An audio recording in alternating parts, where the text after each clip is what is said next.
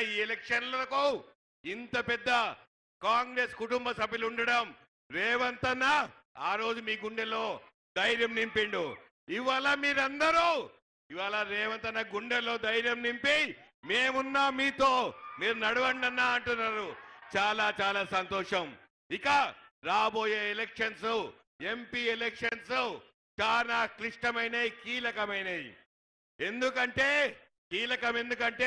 ఒకవైపు మన కాంగ్రెస్ పార్టీ లౌకికవాదం సెక్యులర్ వాదంతో పుట్టినప్పటి నుండి సెక్యులర్ వాదంతో ముందుకు పోతున్న కాంగ్రెస్ పార్టీ, మతతత్వ పార్టీ బీజేపీ ఇంకో వైపు ఇవాళ పోరు చాలా చాలా క్లిష్టమైంది, కీలకమైనది. ఎందుకంటే పెద్దలు గౌరవనీయులు రేవంత్ రెడ్డి అన్న మొన్న ఇక్కడ పగ్గాలు చేపట్టిన తర్వాత వచ్చిన ఎలక్షన్ ఇది. మనమందరం చేయి కలపాలి, చెయ్యిని బలపరచాలి. అందరు కాంగ్రెస్ పార్టీ అభ్యర్థులను గెలిపిస్తే అన్నకు బలం చేకూరుతుంది. ఆ బలంతో ముందుకు పోతాడు. మనకు రావాల్సిన నిధులు మేము తీసుకొస్తాం. ఎందుకంటే 6 గ్యారెంటీలు అమలు చేస్తా అని 4 గ్యారెంటీలు అమలు చేసిన రేవంత్ అన్నకు అందరూ కృతజ్ఞతలు చెప్పుకుంటున్నారు. ఇంకా మనకు రావాల్సిన నిధులు తీసుకొచ్చుకొని మనం ముందుకు పోదాం. దానికోసం మీరందరూ చేయి కలపాలి. ప్రతి ఒక్కరూ రాబోయే 15-20 రోజులు గడపకు పోండి, బొట్టు పెట్టండి. మనం ఇచ్చిన 6 గ్యారెంటీలు మొన్న పెద్దలు గౌరవనీయులు రాహుల్ గాంధీ గారు కాంగ్రెస్ పార్టీ మేనిఫెస్టో రిలీజ్ చేసిండ్రు.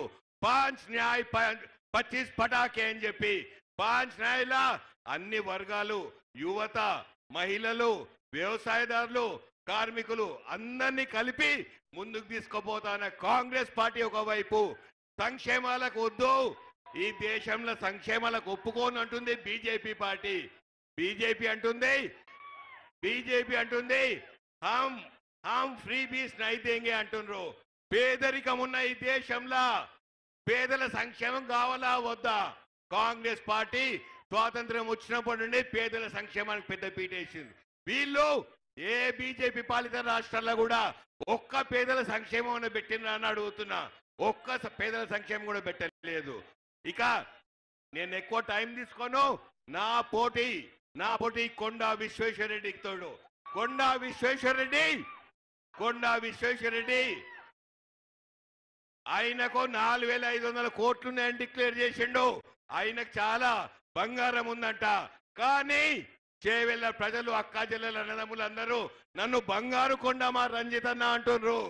అది నేను గత 5 సంవత్సరాలు మీకోసం, ప్రజల మధ్యలో మీకోసం విద్య పరంగా, వైద్య పరంగా, సంక్షేమ పరంగా ప్రతి ఒక్కరు నా ఇంటికి వచ్చిన ఆదరించిన, గౌరవించిన, ఇంత ఛాయ్ దాయిపించిన, పెళ్లికి వచ్చిన, చావుకొచ్చిన ఆ విశ్వేశ్వరరెడ్డి ఇంటికి వస్తే అపాయింట్మెంట్ తీసుకోమని అడుగుతుండట. అపాయింట్మెంట్ తీసుకొని అడిగి రమ్మనేటోళ్లకు ప్రతి ఒక్కరు రిటైర్మెంట్ ఇవ్వాలి. ఎవరినైనా గుర్తుపడతాడా అంటే పెద్ద పెద్ద నాయకులనే గుర్తుపట్టాడు. ఇవాళ పోతే నీది ఏ పార్టీ అంటాడు, నువ్వెవరు అంటాడు. నిధుల కోసం వస్తే ఆయన ఇంట్లోకి వెళ్ళి ఇచ్చినట్టు నిధులు ఇవ్వ అంటాడు. ఇవాళ ఎవరికైనా 1 లక్ష రూపాయలు సహాయం చేసినట్టు నేను ఛాలెంజ్ చేస్తున్నా. ఇక నా పైన లేనిపోని అసత్య ప్రచారాలు చేస్తున్నాడు. నేను పదే చెప్తున్నా, ఏ ఒక్కదానికైనా రుజువు చేస్తే నేను దేనికంటే దానికి రెడీ అన్నా. కోళ్ళంటే రేవంత్ అన్న ప్రొద్దున గుడ్డు తింటే నేనే గుర్తుకొస్తున్నా, ప్రొద్దున చికెన్ తింటే విశ్వేశ్వరరెడ్డికి నేనే గుర్తొస్తున్నా.